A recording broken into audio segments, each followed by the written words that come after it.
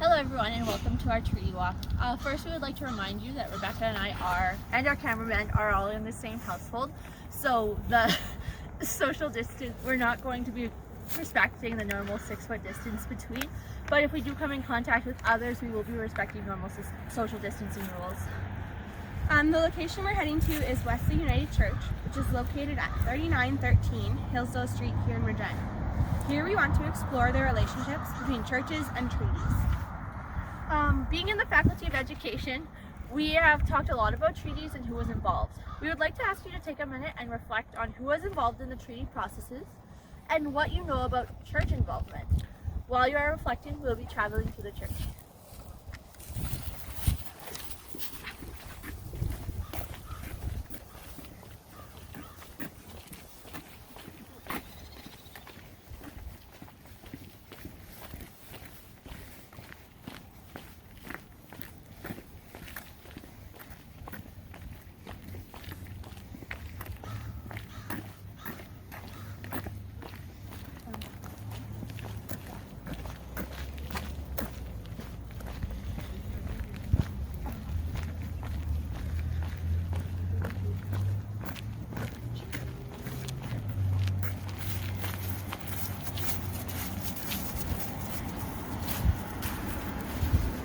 Many classes have recognized the critical role that churches have played in not only colonization, but also the mistreatment of Indigenous groups. Specifically thinking about residential schools. I can remember the personal shock and disappointment I felt when I found out the church I was baptized into was a part of the running of residential schools. But what I didn't learn in my university classes was that some of the churches have begun working towards reconciling their relationships with First Nations, Indigenous, and Métis peoples. This was not a point that had been brought up in any point of my education either. No acknowledgments were made of the churches or church groups that were authentically working towards reconciliation, and instead they were frequently depicted as negative institutions who were all against Indigenous people who refused to conform. We want you now to think about experiences you may have had or heard of between the church and Indigenous peoples. Were they positive? Negative? We encourage you to keep these experiences in your mind as we move forward.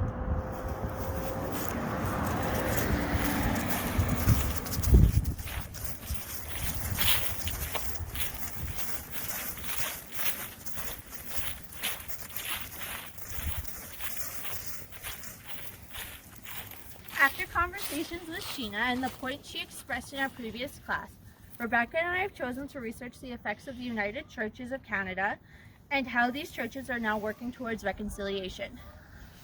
According to the childrenremember.ca, the United Churches began supporting the efforts of the government in their residential schools in 1925. The children.ca states, the United Church and its predecessors managed schools in Ontario and Western Canada, the numbers ranging from 13 in 1927 to 4 in 1966. The United Church also ran a number of schools in First Nations communities. By 1969, the federal government took over the management or closed all of the United Church residential schools. The residential school system brought harm and cultural dislocation to children by removing them from their families and communities. We want to acknowledge the critical role that the United Churches had to play in the creation and maintenance of the residential schools, and the lasting impact that these schools have and will have on generations of Indigenous peoples. However, we also want to acknowledge that the United Churches of Canada came to understand the errors of their ways and offered an apology in 1998, and we would like to ask Danielle to read the apology scroll for us.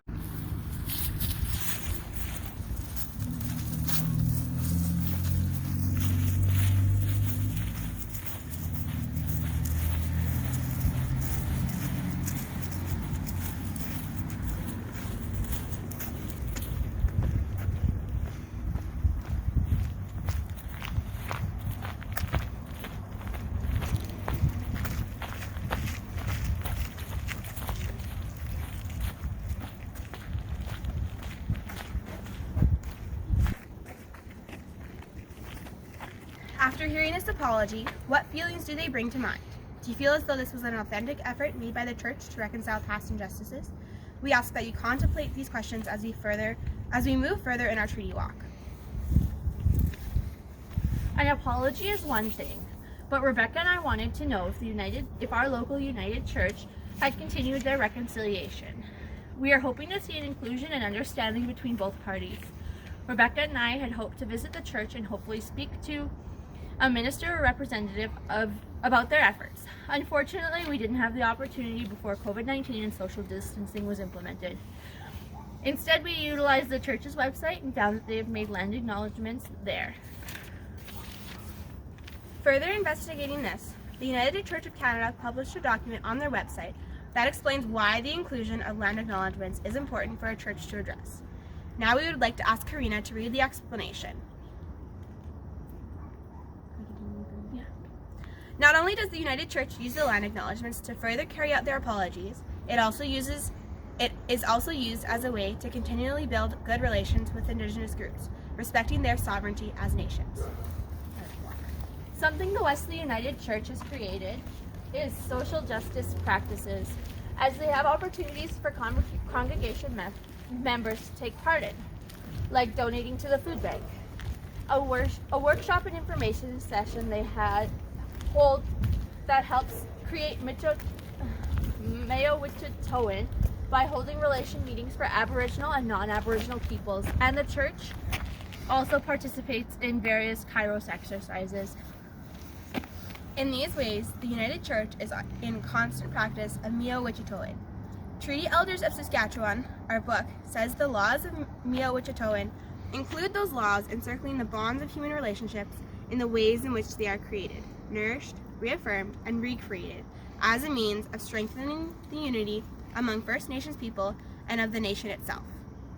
These sessions and activities of the church may seem insignificant. However, they are big steps in working towards rebuilding and building meaningful and respectful relationships between Indigenous peoples and the church. All right. When thinking about where we can talk about these relationships in schools, looking at Saskatchewan curriculum in grade 2, treaty education, the opportunity is present to discuss the respectful relationships building between churches and Indigenous groups. The outcome TR21 asks students to examine harmonious and peaceful relationships where land and resources are shared, specifically highlighting the indicator that involves representing these relationships between First Nations groups and others. Similarly, in grade 4, the treaty outcome TR41 asks you to analyze how relationships are affected when treaty promises are kept or broken. Here, the relationships between churches and Indigenous groups can be examined to identify how churches broke treaties in the past, for example with regards to residential schools, and how the United Church of Canada is committed to keeping them now. An example of an additional area outside of the treaty education curriculum where we have this deep, thought-provoking discussions about churches, treaties, and relationships with Indigenous peoples is in the Native Studies 10 curriculum, with the outcome CKAP 13, where students have the ability to use an independent study to examine these relationships in historical and current status. These, along with other intertwined areas of curriculum, present opportunities to discuss with the students not only the implications of treaties on relationships between various groups, but also the measures of groups are taking to reconcile the past wrongs.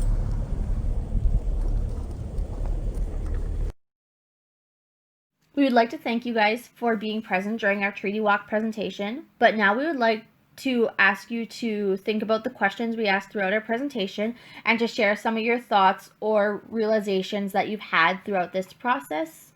Thank you.